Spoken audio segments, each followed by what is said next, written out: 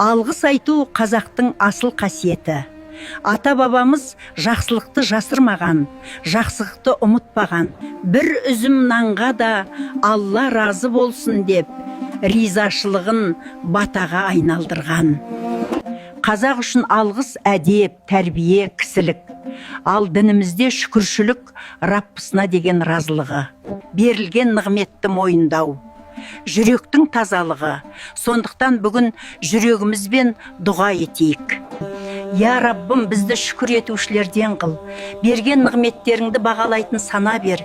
Жақсылықты көре алатын көз бер. Ата-анамызға саулық бер. Ұрпағымызға иман бер. Елімізге тыныштық, жерімізге береке нәсіп ет.